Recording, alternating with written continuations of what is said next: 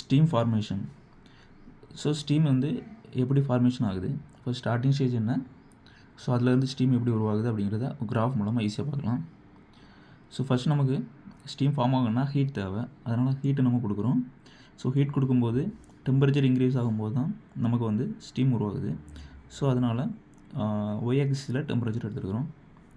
இப்போ நமக்கு ஸ்டீமோட starting stage பார்த்திங்கன்னா ஐஸ் கண்டிஷனில் தான் இருக்கும். ஸோ அதெல்லாம் நம்ம வந்து ஐஸ் கண்டிஷன் -20 இருக்கலாம், -10 இருக்கலாம். ஸோ நம்ம அப்ராக்சிமேட்டாக -10 சொல்லி எடுத்துருக்குறோம். ஸோ நம்ம ஹீட்டை கொடுக்க ஆரம்பிக்கிறோம்.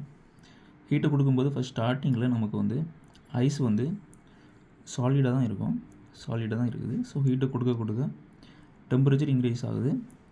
ஸோ அது நேரத்தில் சாலிட் ஸ்டேஜில் தான் இருக்குது ஐஸு. ஸோ 0 டிகிரி சென்டிகிரேட்டை வந்து நமக்கு வந்து கம்ப்ளீட் பண்ணும்போது ஐஸ் வந்து வாட்டராக மாற ஆரம்பிக்குது. ஸோ இப்போவும் நம்ம ஹீட்டை கொடுக்க தான் செய்கிறோம். ஹீட்டை கொடுக்கும்போது டெம்பரேச்சர் இன்க்ரீஸ் ஆகலை. ஸோ நமக்கு ஐஸிலேருந்து வாட்டராக மாறும்போது டெம்பரேச்சர் வந்து அதே கண்டிஷனில் தான் இருக்குது. ஸோ இந்த ஸ்டேஜில் பாதி ஐஸாகவும் பாதி வாட்டராகவும் இருக்கும், டெம்பரேச்சர் மாறாது. ஸோ இந்த மாதிரி ஒரு ஸ்டேஜிலேருந்து இன்னொரு ஸ்டேஜ் மாறும்போது அதை லேட்டன் ஹீட்டுன்னு சொல்கிறோம். அதே நேரத்தில் இங்கே ஐஸ்லேருந்து வாட்டராக மாறுது. ஸோ அதனால் இதில் லேட்டன் ஹீட் ஆஃப் ஐஸ்ன்னு சொல்லி நம்ம சொல்கிறோம். சரி, ஓகே. ஸோ இங்கே வாட்டராக மாறியாச்சு. ஸோ மறுபடியும் நம்ம ஹீட்டை கொடுக்க ஆரம்பிக்கிறோம். ஸோ ஹீட்டு கொடுக்கும்போது இப்போது டெம்பரேச்சர் இன்க்ரீஸ் ஆகுது, ஏன்னா இங்கே ஆல்ரெடி வாட்டர் ஸ்டேஜ் மாறியாச்சு. ஸோ இதனால் இதை நம்ம வந்து வார்மிங் சொல்கிறோம், ஏன்னா வந்து வாட்டர் வந்து வார்ம் ஆகுது. ஸோ அதனால் வார்மிங் சொல்கிறோம். ஸோ வார்மிங் ஸ்டேஜ் அடைஞ்சாச்சு. இப்போ வார்மிங் ஆக ஆக வாட்டர் வந்து டெம்பரேச்சர் அதிகமாகுது. ஸோ அதிகமாகும்போது 100 டிகிரி சென்டிகிரேட் அது அடையும்.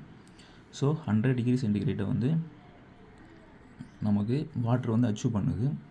ஸோ இந்த மாதிரி 100 டிகிரி சென்டிகிரேட் வரும்போது வாட்டர் வந்து வேப்பராக மாறும்.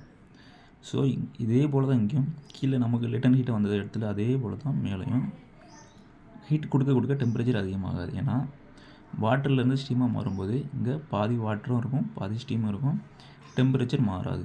ஸோ இதை வேப்பரின்னு சொல்லி நம்ம எடுக்கிறோம். சரி, ஓகே. இப்போ ஸ்டீமாக மாறியாச்சு. ஸ்டீமாக மாறியாச்சுன்னா மறுபடியும் நம்ம ஹீட் கொடுக்க கொடுக்க டெம்பரேச்சர் இன்க்ரீஸ் ஆகுது. ஸோ இந்த மாதிரி டெம்பரேச்சர் இன்க்ரீஸ் ஆகும்போது நமக்கு வந்து ஸ்டீம் வந்து ஹீட்டடாக இருக்கும், சூப்பர் ஹீட்டடாக இருக்கும். ஸோ அதனால் இதை சூப்பர் ஹீட் ஸ்டேஜ் நம்ம வச்சுக்கலாம். சரி, ஓகே. சரி, இப்போ நமக்கு இந்த வார்மிங் பண்ணுற ஸ்டேஜில் பார்த்திங்கன்னா ஹீட் கொடுக்கும்போது வாட்டர் ஸ்டேஜில் லிக்விட் வந்து வாட்டர் ஸ்டேஜில் தான் இருக்கும். ஸோ நம்ம ஹீட்டை கொடுக்குறோம். இதனால் நம்ம இதை எப்படி எடுக்கலாம்னா என்தால்பி ஆஃப் வாட்டர்னு எடுக்கலாம். எதனால் என்தால்பின்னு சொல்லி எடுத்துக்கோம்னா என்தால்பியோட டெஃபினிஷன் வந்து ஹீட்டை கொடுக்க கொடுக்க டெம்பரேச்சர் இன்க்ரீஸ் ஆகுது, இதுதான் enthalpy.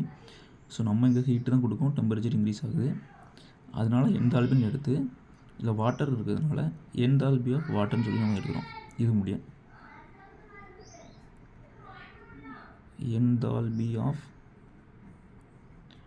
Water. So HF. So அடுத்தால நமக்கு இங்கே வந்து வேப்பரிங் ஆகுது. ஸோ இந்த மாதிரி ஸ்டீம் உருவாகியாச்சு. ஸ்டீம் உருவாகிச்சு வேப்பரிங் ஆகுதுன்னா நமக்கு ஸ்டீமில் வாட்டர் லெவல் கம்மியாயிரும். ஸோ அதனால் இதை எப்படி எடுக்கலாம்னா என்தால்பி ஆஃப்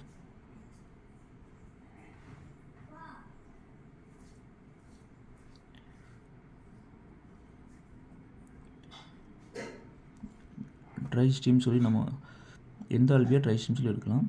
ஸோ அடுத்தால நம்ம மறுபடியும் ஹீட் பண்ணும்போது சூப்பர் ஹீட்டட் ஸ்டேஜில் இருக்குது. ஸோ நமக்கு ஸ்டீமில் வாட்டர் எதுவுமே இருக்காது, டெம்பரேச்சர் தான் அதிகமாக இருக்கும். ஸோ அதனால் அதை என்தால்பி ஆஃப்